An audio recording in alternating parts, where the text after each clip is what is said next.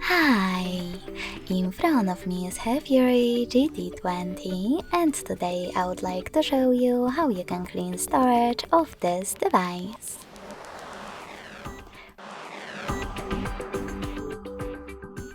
First of all, you need to find an app called Files, and when you find it, tap on it. Now select Clean at the bottom left corner and tap on Confirm and Free App under Junk Files. Lastly, select Clear in the pop-up and wait. So when I do that, as you can see, storage of my device was successfully cleaned. Thanks so much for watching. If you enjoyed this video, don't forget to leave a like, comment and subscribe. Bye!